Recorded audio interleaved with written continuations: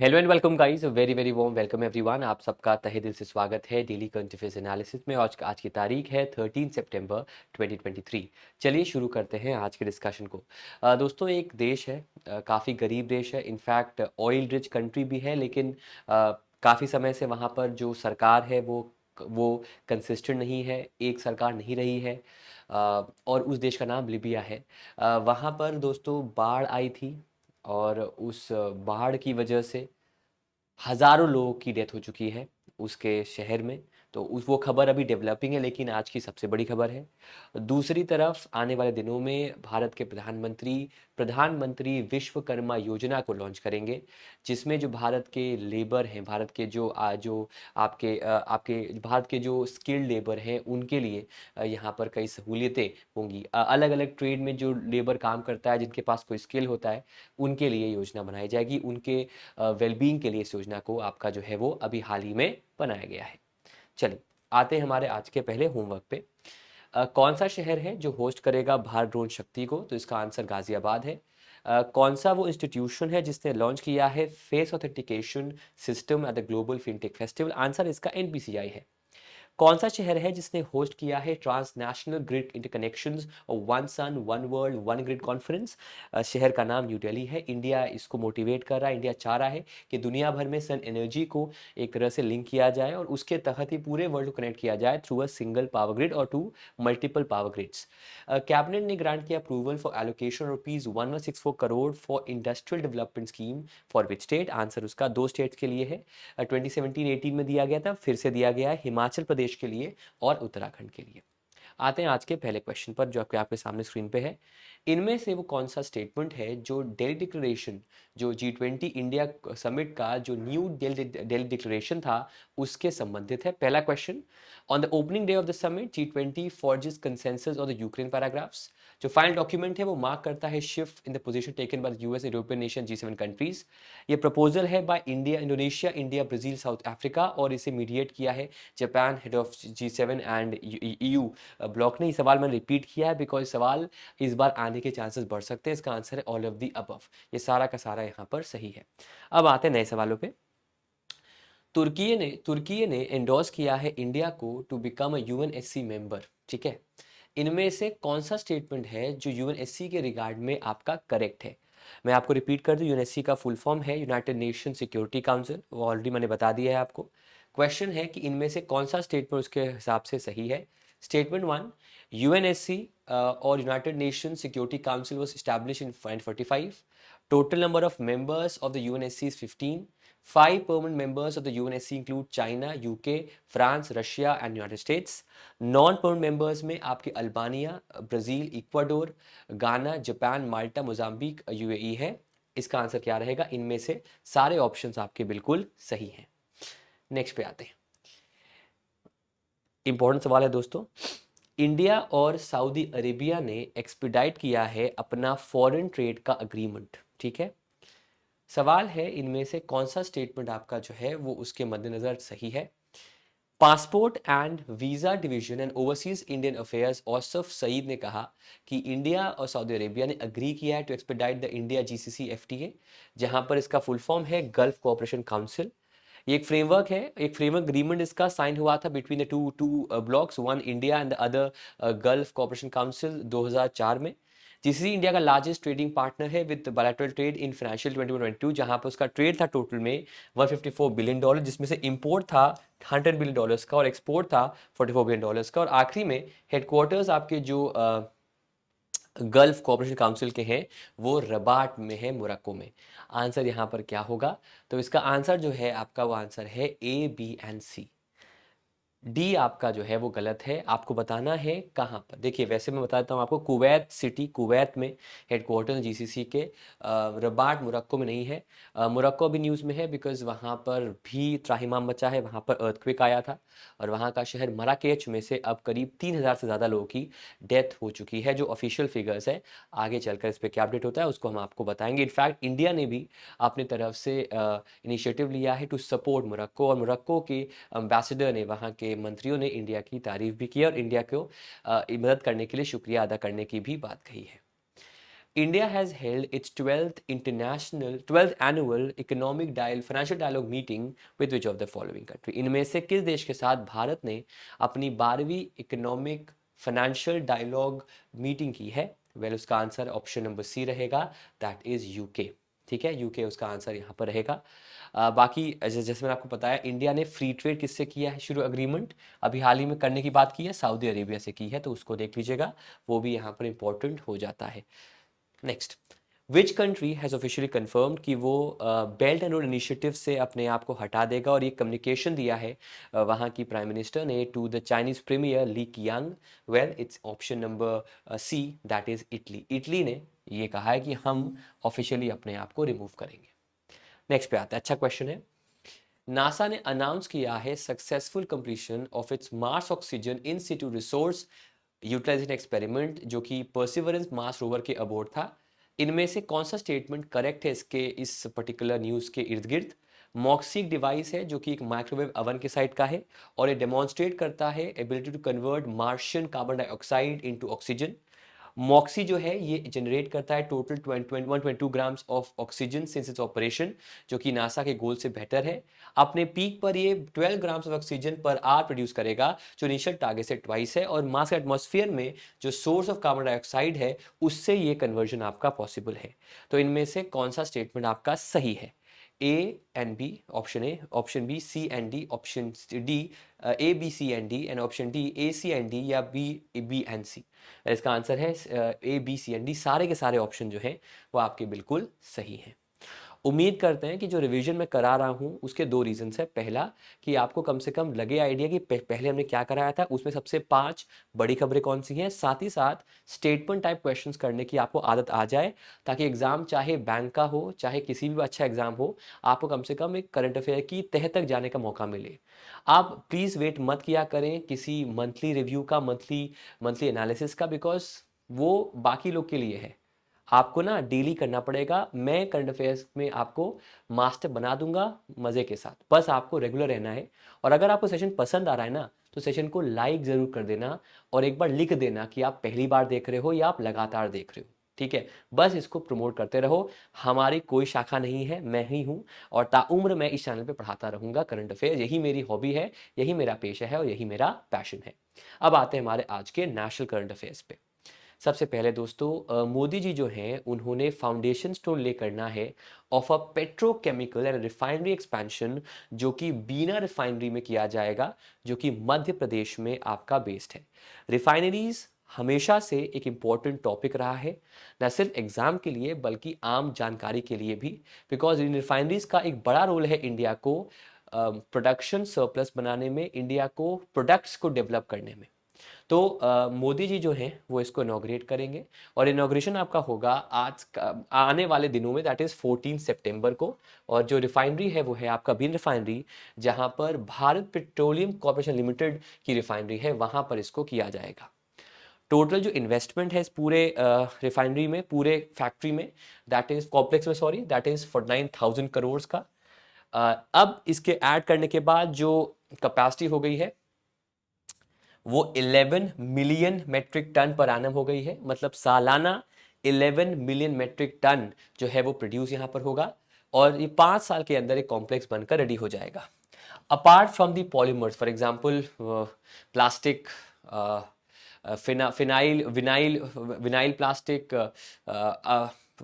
And other polymers, उसके अलावा आप यहाँ पर बेंजीन, टॉलीन, मिक्साइलिन, इनको भी यहाँ पर अपार्ट फ्रॉम इथाइलिन, इनको भी यहाँ पर वो जो है वो डेवलप करेंगे। तो उस कंसेप्ट पर ये पूरा आपका चलेगा। अगर हम बात करें रिफाइनरीज की, वैसे तो इंडिया में 20 के लगभग रिफाइनरीज है जो इंपॉर्टेंट है। उनमें से जो मेरे लिए अभी न्यूज़ में है उनमें एक है आपका डिगबोई असम में, Numaligarh refinery. This refinery is आज द मैक्सिमम टाइम्स, किसी ना किसी एग्जाम में एक साल में हमेशा वो नुमालीगढ़ के बारे में पूछते हैं।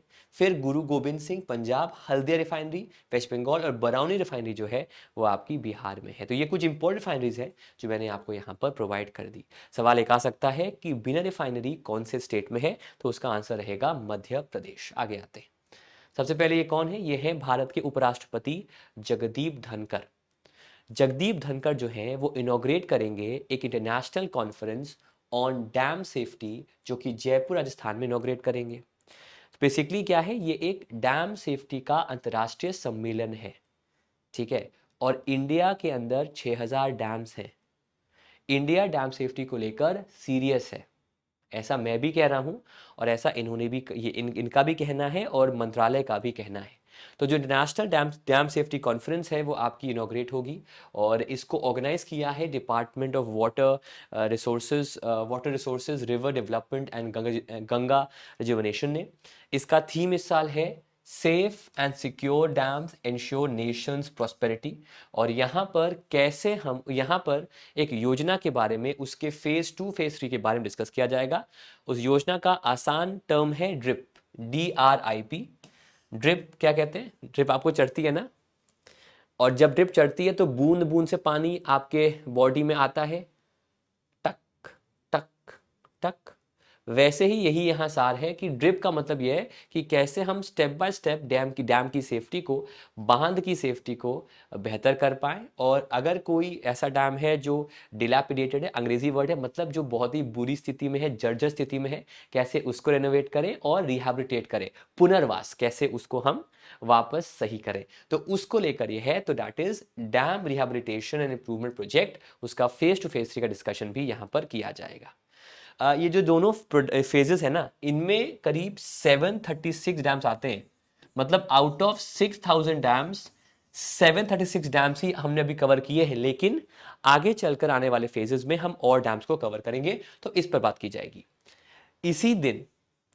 इसी दिन जो एक कोलैबोरेशन है इस मिनिस्ट्री का जो आपके सामने है और मिनिस्ट्री ऑफ रेलवेज का, उनके संयोजन से, उनके कोलैबोरेशन से 2 ट्रेन्स, इसका पहला नाम है आपका हिमसागर एक्सप्रेस और कामाख्या एक्सप्रेस, जिन्हें कहा गया है पानी की रेल। ऐसा क्यों कहा गया है? बिकॉज अगर आपने नोटिस किया होगा, वैसे तो आप नोटिस करते नहीं हो, जिंदगी में इतनी ज़्यादा आपकी प्रॉब्लम्स हैं, लेकिन जब कोई ट्रेन जाती है तो आजकल आपने देखा होगा कुछ ट्रेन में बैनर लगते हैं, ऐड लगते हैं, है ना। वैसे ही विनाइल कवर लगेगा जो कि डैम सेफ्टी को प्रमोट करेगा। तो जहां जहां पर ये ट्रेन जाएगा, और ये काफी लंबी चौड़ी ट्रेन हैं, इनका डिस्टेंस काफी लंबा है, तो उन ट्रेन पर उस पोस्टर को लगाया जाएगा पूरे ट्रेन पर, ताकि आप दिमाग के चक्षु खोलें और डैम सेफ्टी की बात करें। तो ड्रिप स्कीम के फोकस किया जाएगा और इन 2 ट्रेन्स को इस कॉन्फ्रेंस में फ्लैग ऑफ करेंगे भारत के माननीय उपराष्ट्रपति जगदीप धनखड़।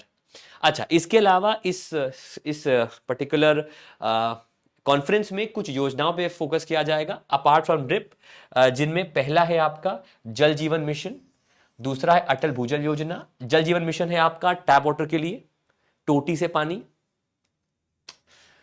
दूसरा है अटल भूजल योजना, ग्राउंड वाटर स्कीम। तीसरा है जल शक्ति अभियान कैच द रेन, ये basically rain water harvesting, rain water harnessing के लिए है। फिर नमामि गंगे, कैसे गंगा मैया को रिवाइव करें, और स्वच्छ भारत, कैसे देश को साफ रखे, साफ सुथरा रखें, उनको लेकर इसको जो है ये काम किया जाए। इन पर भी इस बार फोकस आपका किया गया है। लेकिन सबसे बड़ा फोकस जो है वो आपका ड्रिप योजना का है। मैं रिपीट फिर से कर दूं, dam rehabilitation and improvement project ये है। इसका पहला फेज में सिर्फ 223 डैम्स थे, दूसरे फेज में 736 डैम्स हो गए। पहले फेज का बजट था 2567 करोड़ का और दूसरे फेज का बजट है 10,211 करोड़ का, दूसरे और तीसरे फेज का। ठीक है, इसके अंदर अलग अलग काम करने हैं, रिहैबिलिटेशन के ऊपर, इमरजेंसी प्लान्स के ऊपर, सेंटर ऑफ एक्सीलेंस के ऊपर, कई सारे काम करने हैं। ड्रिप 1 का पीरियड था आपका 2012 से 2021 के बीच, और ड्रिप 2 का पीरियड आपका है 2020 से लेकर पूरा डेकेड 2030 तक। ये ड्रिप 2 और ड्रिप 3 का आपका फेज रखा गया है। अगर हम ड्रिप 2 और ड्रिप 3 की बात करें तो अब इस पर्टिकुलर स्कीम में 19 स्टेट्स, 5 सेंट्रल एजेंसीज और 2 सेंटर ऑफ एक्सीलेंस ये कोलैबोरेट कर रहे हैं। मतलब देश के 19 राज्य, 5 सेंटर ऑफ एक्सीलेंस और 5 सेंटर एजेंसीज और 2 सेंटर ऑफ एक्सीलेंस इस योजना के आपके हिस्से में आते हैं। तो यहां पर 5 सवाल बनेंगे। सवाल पहला, कॉन्फ्रेंस कहाँ पर हुई, सवाल दूसरा, थीम क्या था, सवाल तीसरा, कौन सी स्कीम मेन फोकस थी, सवाल चौथा, ड्रिप 3 का बजट क्या है, सवाल पांचवा, कितने स्टेट्स इसके अंदर आते हैं, उसका आंसर है 19। उसी में एक सवाल आ सकता है कितने डैम्स आते हैं, डैम्स का नंबर है आपका 736। और एक और सवाल आ सकता है टेन्योर कितना, टेन्योर आपका है 2020 से 2030। क्लियर है, क्या बात है। आगे बढ़ते हैं, अब आते हैं अंतर्राष्ट्रीय खबरों पे। कम से कम 700 लोग की जान गई है लिबिया के फ्लड्स में। ये ऑफिशियल फिगर्स की बात कर रहा हूं और मेरे मेरे रिकॉर्ड करते करते ये फिगर ट्रिपल होने वाला है और करीब 10,000 लोग रिपोर्ट हो गए। अगर मैं लीडिंग न्यूज मीडिया की बात करूं जो इंटरनेशनल मीडिया है तो उनका मानना है कि वहां पर एक शहर है, 2/3 शहर वो डूब चुका है। वहां के सारे घर जो है ना वो उजड़ चुके हैं। मतलब हम ना कई बार सोचते हैं कि यार लाइफ में कुछ नहीं कर रहे हैं। जैसे कि मैं अपनी बात करूं तो थोड़ा सा डिबेट करूंगा, मैं बहुत अच्छा कर रहा था लाइफ में, बहुत अच्छा कर रहा हूं लाइफ में, लेकिन मैंने सोचा यार डिफरेंस क्या क्रिएट करूंगा मैं, वही 9 to 5, वही 9 to 7। तो डिसाइड मैंने किया कि यार अपना काम करेंगे, भले पैसे कम कमाएंगे या शायद नहीं कमाएंगे, लेकिन अपना काम करेंगे, आगे चलकर आपके सपोर्ट के साथ आगे ग्रो करेंगे। ये सपना था मेरा। पर वो सपना कैसे पूरा होगा, जब रिस्क लेंगे ना। तो ये वही एग्जाम्पल है कि लोगों के पास आकांक्षाएं थी, इच्छाएं थी, एम्बिशंस थे, लेकिन एक झटके में सारा खत्म हो गया, बर्बाद हो गया। फिर दोस्तों, इंडिया और मिडिल ईस्ट यूरोप का जो इकोनॉमिक कॉरिडोर है, जो सबसे बड़ी खबर में से एक है सितंबर महीने की, जिसमें यूएस भी एक किरदार है, लेकिन सबको चौंकाते हुए व्लादिमीर पुतिन ने कहा है कि इससे हमको भी फायदा होगा। I will also get benefited, मुझे भी इसका फायदा होने वाला है। उनका मानना है कि ये कॉरिडोर क्योंकि रशिया से गुजरेगा, रशिया के पास से गुजरेगा, तो जाहिर सी बात है, मतलब जो कनेक्शन पॉइंट्स हैं बेसिकली, तो हमें भी फायदा होगा। पता नहीं क्यों यूएस इस बस में बैठ गया जानबूझ के कि हमें बैठाओ, हम भी चलेंगे, लॉलीपॉप दो हमें। तो उसका ये कहना है। तो आइए जरा पहले बात करते हैं लिबिया की। तो लिबिया में एक सिटी है जो उसके ईस्टर्न साइड पे है, आप स्क्रीन पे देख सकते हैं, ये है डरमा, ये है आपका डरना, सॉरी। और ये मेडिटेरियन सी से देखिए एकदम ही उस एरिया पे है, और इसके प्रकोप से ये जो क्वार्टर ऑफ सिटी ये है आपका, ये बर्बाद हो चुका है। इनफैक्ट अगर मैं यहाँ पर दिखाऊं तो ये जो अल मर्ज है, इसमें भी काफी नुकसान इस सिटी को आपका दोस्तों हुआ है। अब त्रिपोली जो है कैपिटल है, उसको इतना नुकसान नहीं हुआ है, लेकिन ये जो एरिया है डरना और अल मर्जी का, ये एरिया काफी ज्यादा इसमें बर्बादी आपकी दोस्तों आ चुकी है, ऐसा कहा जा रहा है। और ये संडे की नाइट को पूरा ये आपका स्टॉर्म आया, मेडिटेरियन स्टॉर्म, मेडिटेरियन सी से आया आपका, यहाँ से ये आपका स्टॉर्म आया, और कई जो आपके ईस्टर्न टाउन्स हैं जो लीबिया के ईस्ट में पड़ते हैं, लीबिया के अंदर, वो डूबना शुरू हो गए। और सबसे वर्स्ट डिस्ट्रक्शन आया आपका डरना के अंदर। ठीक है, हजारों लाखों हजारों घर जो हैं वो बर्बाद हो गए इस पूरे फ्लड की वजह से, इस फ्लैश फ्लड की वजह से। कुछ ऐसा ही पाकिस्तान में हमने देखा था 1 से 1.5 साल पहले, जब पाकिस्तान का भी बड़ा हिस्सा क्या कहूँगा, उसका जो एकदम तट पे जो हिस्सा है वो बर्बाद हुआ था। आप स्क्रीन पे आप इमेज देख सकते हैं, ये इमेज है, यहाँ पर पहले बिल्डिंग्स थी, ये इमेज है बिल्डिंग का डिस्ट्रक्शन देखिए, ये इमेज है डिस्ट्रक्शन देखिए। There is a very famous movie guys, the Kerala story 2018, उसको देखिएगा आप लोग, है ना, आपको तब आइडिया लगेगा कि बेसिकली जब ऐसा होता है तो मंजर क्या होता है। आगे बढ़ते, तो इंडिया मिडिल ईस्ट यूरोपीय इकोनॉमिक कॉरिडोर जो है वो बेनिफिट करेगा रशिया को, ऐसा मानना व्लादिमीर पुतिन का है। अब ये इंपॉर्टेंट क्यों है, बिकॉज यूएस मेंबर है उस अलायंस का, उस कॉरिडोर का, और रशिया उस अलायंस को सपोर्ट करता है कि भाई नहीं ये फायदा करेगा। ये उन्होंने चर्चा की एट दी एट्थ, ये उन्होंने जो है वो चर्चा की at the eighth eastern economic forum. और ये मीटिंग आपकी जो हो रही थी वो हो रही थी व्लादिवोस्टॉक में, जो कि रशिया का एक पोर्ट टाउन है। वहां पर उन्होंने कहा कि हमें बेनिफिट करेगा, लेकिन यूएस इस ट्रेन पे जंप कर गया लास्ट मोमेंट पे, और अपना फायदा भी वो देख रहा है। अगर हम इस कॉरिडोर की बात करें तो इसके जो इनिशियल मेंबर्स हैं उनमें India, US, UAE, Saudi Arabia, France, Germany, Italy and the European union, ये मेंबर्स यहाँ पर जो है वो इसके हैं, और इन्होंने ही इस कॉरिडोर को इंप्लीमेंट करने की बात यहाँ पर दोस्तों जो है वो कही है। ठीक है, तो जो ये आपका एक कॉरिडोर है, India middle east European corridor, इससे रशिया का फायदा होगा, ऐसा रशियन प्रेसिडेंट ने यहाँ पर दोस्तों कहा है। लेकिन अगर एग्जाम की बात करें, सवाल क्या बनेगा, सवाल बनेगा जो 8th east economic forum meeting है वो कहाँ पर हुआ था, आंसर रहेगा उसका क्या, व्लादिवोस्टॉक। सवाल एक और बनेगा, IMEC का फुल फॉर्म क्या है? फुल फॉर्म देखिए दिया हुआ है, India middle east Europe economic corridor.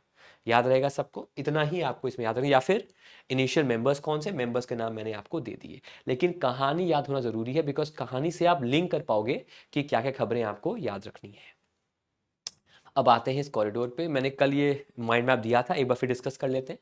तो बेसिकली इसका एम क्या है इस कॉरिडोर का मेरे प्यारे बच्चों? इसका एम है कि ये काउंटर करेगा चाइना के बेल्ट एंड रोड इनिशिएटिव को। मेंबर्स ऑलरेडी मैंने बता दिए आपको। पर्पस क्या है? एक रेल और एक शिपिंग कॉरिडोर बनाना जो कि लिंक करेगा मिडिल ईस्ट को एंड यूरोप को विथ एशिया। रेल और शिपिंग कॉरिडोर जो it is a part of partnership for global infrastructure investment. ये जो PGII है बेसिकली, इससे जो ट्रेड बेसिकली एक इनिशिएटिव है G7 नेशंस का, जिसमें वो इंफ्रास्ट्रक्चर प्रोजेक्ट्स को मिडिल ईस्ट और यूरोपियन एरियाज में इंडिया के बीच फंड करेंगे, ताकि उनका जो भी उससे फायदा हो वो उनको भी पहुंचे। और इस कॉरिडोर में एक रेल लिंक होगा, उसके अलावा इलेक्ट्रिसिटी केबल होगा, एक हाइड्रोजन पाइपलाइन होगा, एक हाई स्पीड डेटा केबल होगा, और जो ट्रेड होगा इंडिया यूरोप के बीच उसमें कम से कम 40% का ग्रोथ इस पर्टिकुलर कॉरिडोर से आपका हो जाएगा। ये मैंने कल डिटेल समझाया था, अभी मैंने ब्रीफ में आपको समझा दिया है। नेक्स्ट पे आते हैं। IIT दिल्ली जो है उसने अपना पहला नेशनल स्केल का मैपिंग किया है ऑफ सॉइल इरोडिबिलिटी। जो सॉइल होता है ना, कितना इरोड हो चुका है, कितना ज्यादा वो उसका खनन नहीं कहूँ, कितना ज्यादा वो उसको हम यूज कर चुके हैं, उसके अंदर कितना इरोजन आ चुका है, उसको देखने के लिए ये एक स्टडी करेगा। और इससे पहले वो असेसमेंट करेगा स्पेसिफिक रीजन्स में, उन एरियाज में जहां पर सॉइल इरोडिबिलिटी की असेसमेंट रिक्वायर्ड है, ताकि चेक कर पाए कि वहां जो टॉप सॉइल है, जो उसके नीचे का सॉइल है, उसमें कितना डिफरेंस आया है।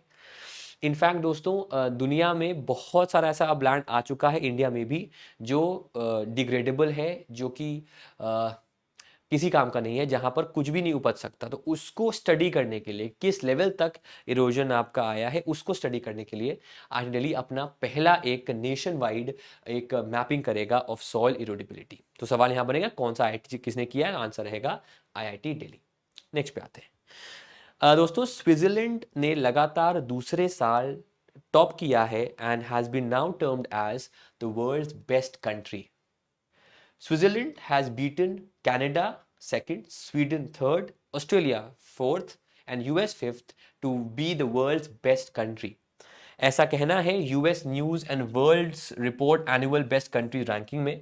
और इस रैंकिंग में यूरोपियन कंट्रीज का इतना जलवा है कि टॉप 25 कंट्रीज में से, टॉप 25 रैंकिंग में से 16 कंट्रीज जो हैं वो आपकी यूरोप की हैं।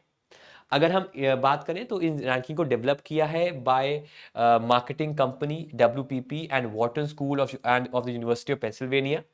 पहली बार साइप्रस, होंडुरस एंड जिम्बाब्वे उन्होंने इन रैंकिंग में डेब्यू किया है, और एल सल्वाडोर जो कि पिछली रैंकिंग में जिसको लिस्ट नहीं किया गया था, उसको फिर से इस बार लिस्ट में, टॉप कंट्रीज की लिस्ट में रखा गया है। अगर हम इंडिया की बात करें तो इंडिया की रैंक 5th है in terms of movers category, मतलब जो काफी तेजी से मूव कर रहे हैं, जो काफी ग्रो कर रहे हैं टुवर्ड डेवलपमेंट। लेकिन अगर ओवरऑल बात करें तो ओवरऑल इंडिया की रैंकिंग जो है वो 30th पे है, which is not so bad a ranking. Honestly बताऊं, I was expecting a lot higher, लेकिन 30 रैंक भी खराब नहीं है एज ऑफ नाउ। आने वाले 10 साल में तो चीजें बेहतर होंगी, मुझे पूरी उम्मीद है। आगे बढ़ते हैं। ओके, एक तरफ अगर मैं आपको याद दिलाऊं, G20 इंडिया के समिट में G7 कंट्रीज के कई मेंबर्स थे, जिसमें US था, UK था, इटली था, कई सारे, फ्रांस था, बहुत सारे, कई सारे मेंबर्स थे। और कई ऐसे मेंबर्स भी थे जो रशिया के अगेंस्ट थे, है ना। लेकिन जब न्यू दिल्ली डिक्लेरेशन आया तो यूक्रेन को लेकर कोई क्लियर कट स्टांस नहीं दिखाई दिया। इनफैक्ट यूक्रेन का जिक्र भी ढंग से नहीं हुआ, और एक बहुत ही न्यूट्रल स्टांस दिया गया पूरे डिक्लेरेशन में। ये बहुत ही बेसिक सी बात है। एक तरफ तो ये हुआ, उसके उलट नाटो जो कि मेन डिफेंस होगा यूरोप का, अगर यूरोप पे अटैक होगा, उसने अपना अब तक का सबसे बड़ा जो ड्रिल है, जो सबसे बड़ी एक्सरसाइज है, उसे करने वाला है आने वाले टाइम में। इस एक्सरसाइज का नाम है स्टेडफास्ट डिफेंडर, और ये होगा आपका Germany, Poland and Baltic countries में। रीजन है बिकॉज एक कोलिशन बनाया है रशिया ने, इसका नाम है आपका ओकासिस, और ओकासिस से लड़ने के लिए ये एक जिम्मा उन्होंने उठाया है। 500 एंड 700 एयर कम्बैट मिशन हो गए यहाँ पर, मोर देन 50 शिप्स यहाँ पर आएंगी और करीब 41,000 ट्रूप्स इस ड्रिल में हिस्सा आपका लेंगे। ये ऐलान नाटो ने दोस्तों किया है, कितना कारगर है पता नहीं, लेकिन उन्होंने इसका ऐलान किया है। अगर नाटो की बात करें, नाटो का फुल फॉर्म है नॉर्थ अटलांटिक ट्रीटी ऑर्गेनाइजेशन। इसका फॉर्मेशन हुआ है 4 अप्रैल 1949 को। हेडक्वार्टर्स आपके ब्रसेल्स बेल्जियम में है।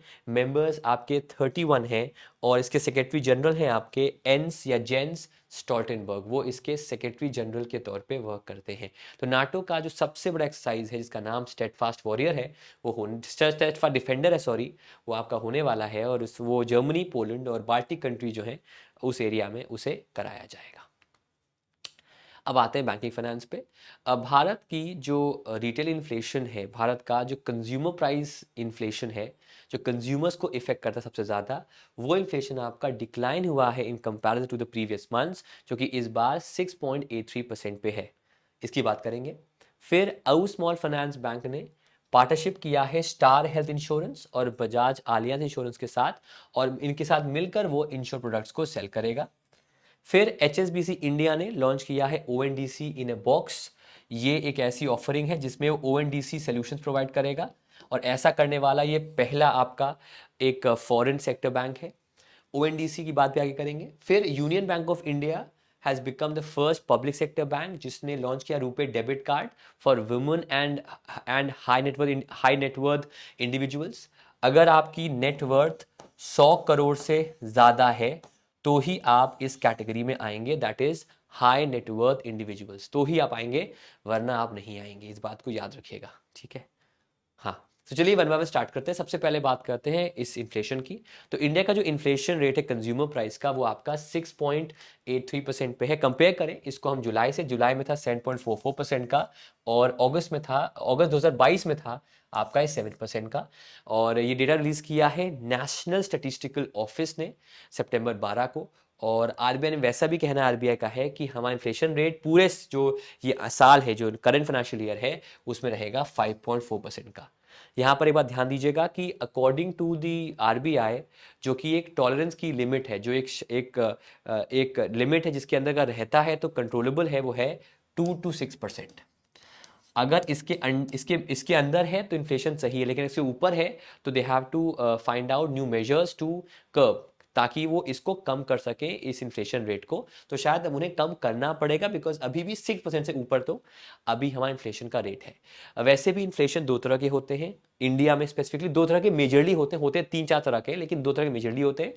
एक प्रोड्यूसर के लिए खास तौर पे, that is wholesale price index, that is called as WPI, और एक कंज्यूमर के लिए दैट इज CPI। मैं कहानी बताता हूँ बच्चों को कि कंज्यूमर कौन होता है। कंज्यूमर वो होता है जो किसी चीज़ को खरीदता है और यूज़ करता है। जैसे कि अगर आपने कोई चीज़ खरीदी, फॉर एग्जाम्पल एक इंजेक्शन खरीदा कुत्ते का, डॉग का, और आपने डॉग को इंजेक्ट किया, तो टेक्निकली कंज्यूमर कौन है? आपका वो कुत्ता। लेकिन अगर इंजेक्शन आपने लिया और कुत्ता इतना बदमाश था कि वो भाग गया और आपके इंजेक्शन लग गया, तो कंज्यूमर कौन हुआ? कंज्यूमर आप हुए। मजाक की बात है, लेकिन कंज्यूमर की बात हो रही है, जो एंड यूजर है उसकी बात हो रही है, ठीक है जी। तो उस बिहाफ पे बात करें तो इन्फ्लेशन रेट जो है वो 6.83% का है, और ये पहले से कम है, और इसको रिलीज किया है NSO ने सितंबर 12 को। HSBC इंडिया, जो इंडिया डिवीजन है HSBC बैंक का, उसने लॉन्च किया है ONDC इन अ बॉक्स। सबसे पहले तो ONDC क्या होता है? ONDC होता है open network for digital commerce. ये एक सरकारी इनिशिएटिव है जिसका मेन मकसद है कि जो इंडिया में स्पेसिफिकली जो ई-कॉमर्स है, जो आपका सेलिंग बाइंग है, जो सेलर बायर के बीच उनके बीच जो मैकेनिज्म है उसको आसान करना और उसको डेमोक्रेटाइज करना। मतलब अगर ये ए यूजर है और ये एक वेबसाइट पे जाता है, तो उसी वेबसाइट पे इसको मल्टीपल ऑप्शंस अदर वेबसाइट्स के भी दिखें, ताकि ये जो व्यक्ति है ए, ये एक साउंड डिसीजन, एक समझदारी भला फैसला ले सकता है। हालांकि मुझे डाउट है इस पे, बिकॉज इंडिया में ना कुछ लोग बहुत ही पर्टिकुलर होता है कि मैं तो मिंत्रा से ही खरीदूंगा या खरीदूंगी, वो फ्लिपकार्ट से नहीं खरीदेंगे या वॉलमार्ट से नहीं खरीदेंगे, या फिर यहीं पर आपको ऑप्शन दिखा देगा किसी ऑफलाइन का, आपके रीजन, मान लेते हैं मैं लखनऊ में हूं, मान लेते हैं अमेजन दिखाया, फ्लिपकार्ट दिखाया और साथ में हजरतगंज दिखा दिया कि भैया यहां पर भी तो है सेम आइटम सस्ते दाम में, तो वो कंसेप्ट पे एक वर्क करता है। तो बेसिकली एक वन स्टॉप शॉप होगा for corporate toward seamless enablement of ONDC. और इसी के साथ ये पहला फॉरेन सेक्टर बैंक है इंडिया का जो इस सोल्यूशन को ऑफर कर रहा है। इसको डेवलप किया है इस ओएनडीसी को डेवलप किया है एचएसबीसी इंडिया के लिए, प्रोटियन ई जीओवी टेक्नोलॉजीज ने और शायर ओमनी चैनल प्राइवेट लिमिटेड ने, उन्होंने मिलकर इसको जो है वो डेवलप यहां पर किया है। नेक्स्ट पे आते हैं।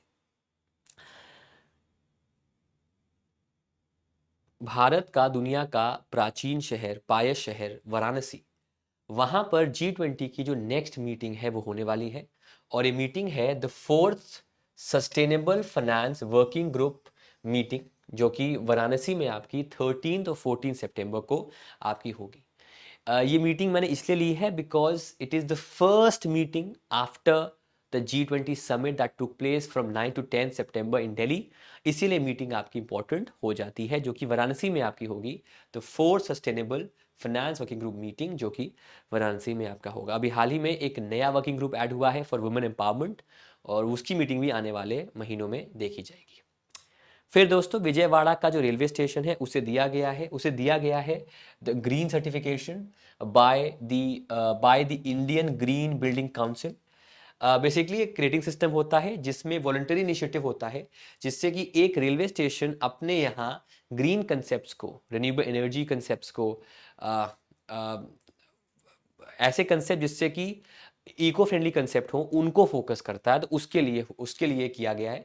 तो Vijayawada station is the latest station to be given a green railway station certificate by the Indian green building council. ये स्टेशन को यह खिताब अभी हाल ही में दिया गया है।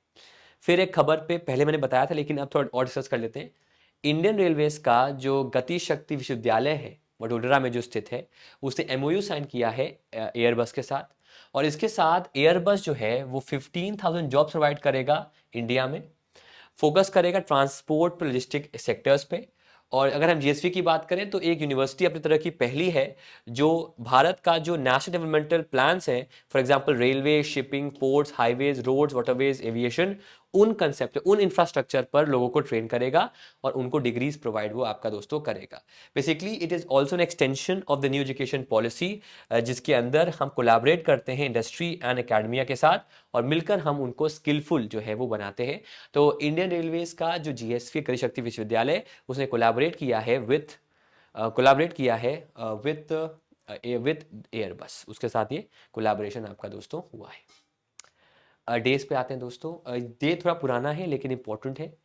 11 सितंबर को हमने ऑब्जर्व किया the national forest martyrs day. ये डे हमने 11 सितंबर को क्यों ऑब्जर्व किया? 11 सितंबर 1730 ये वो तारीख है जो एक काला अध्याय है हमारे देश के इतिहास पर।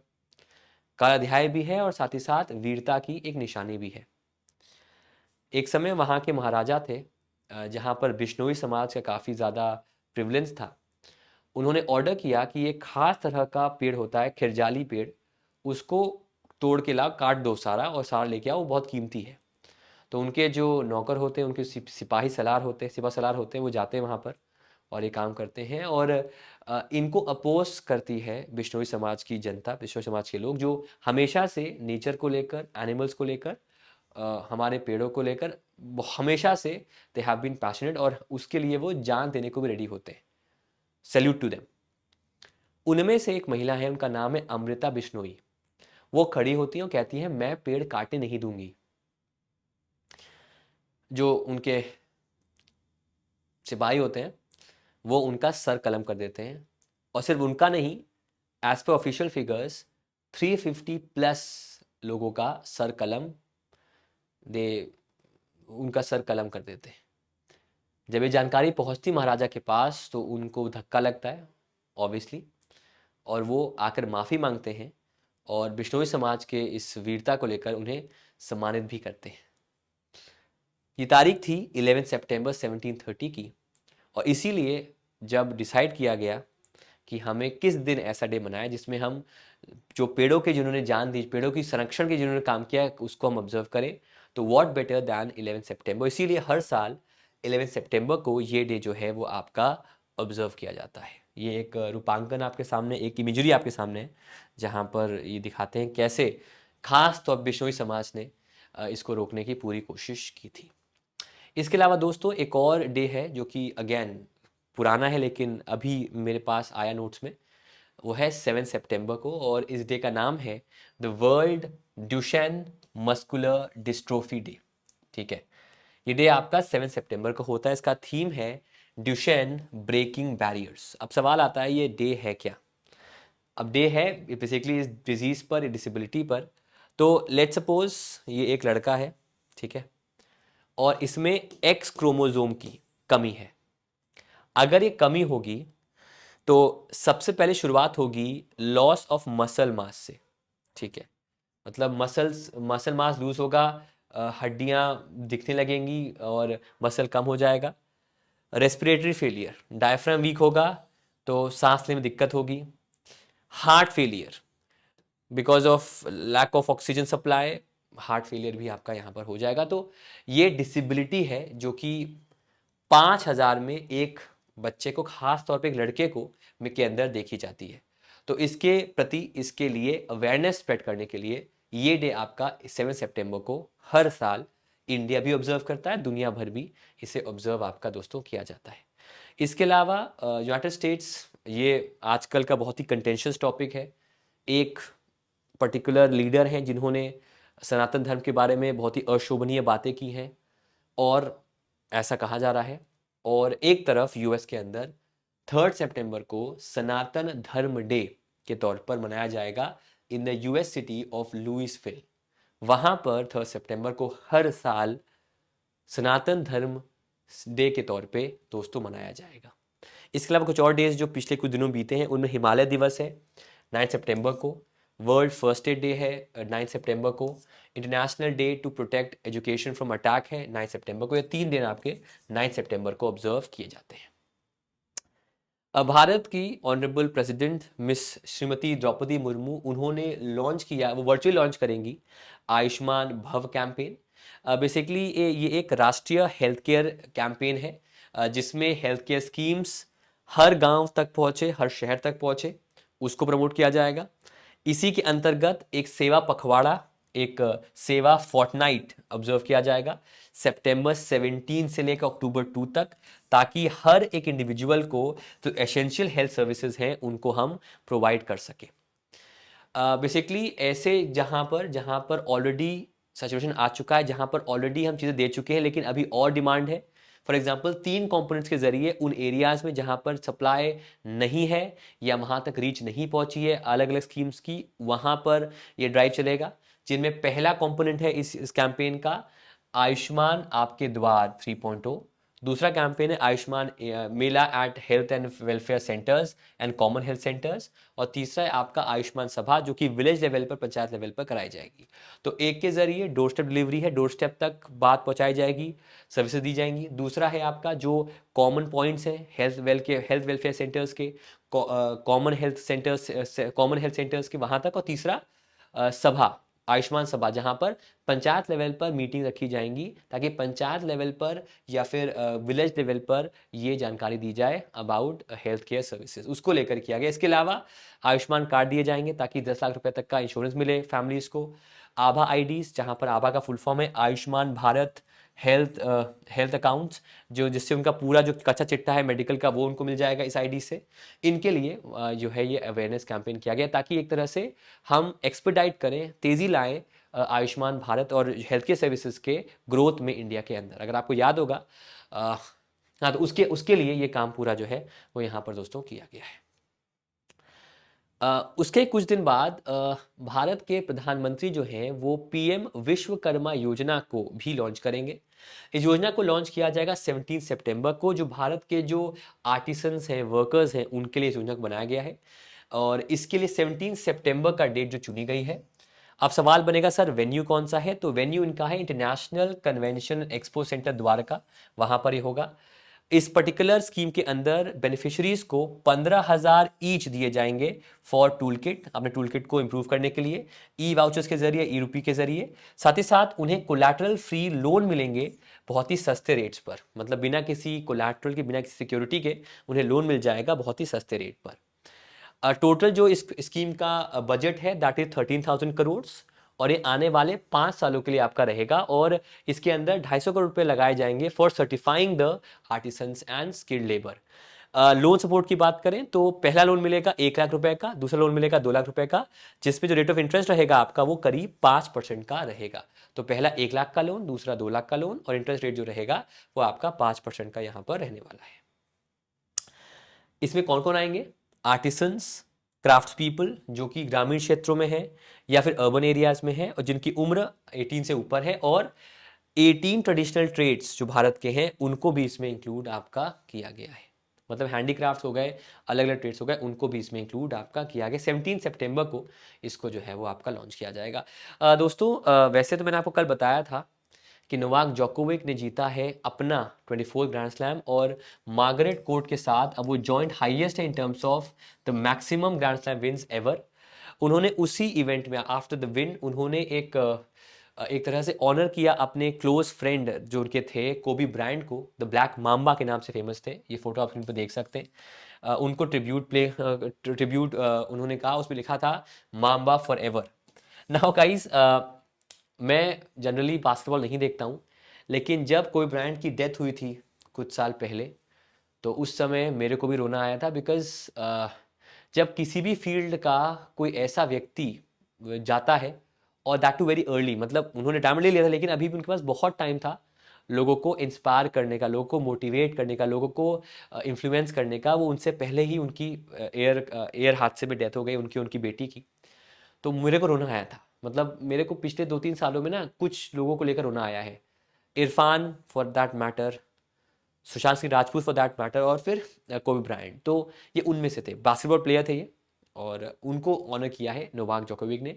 अब आप बोलोगे सर ये कैसा सवाल बनेगा? सवाल बन जाएगा भाई। सवाल ये बनेगा कि इनमें से किस लेजेंडरी स्पोर्ट्स पर्सन को ऑनर किया नोवाक जोकोविक ने by wearing the T shirt Mamba forever. For example, आपको एग्जाम्पल देता हूँ, अभी आरआरबी में सवाल आया है कि इनमें से कौन सी करेंसी में अगर आप इंडियन करेंसी कन्वर्ट करोगे तो आपको सबसे अधिक फायदा होगा।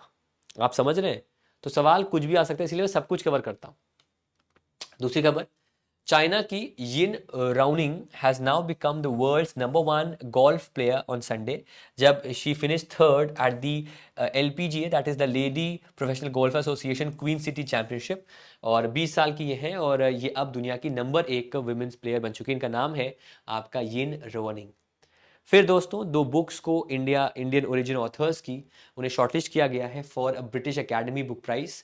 पहली बुक है नंदिनी दास की, ठीक है, और ये जो बुक है उसका नाम है courting India, England, Mughal India and the origins of empire, Nandini Das की है।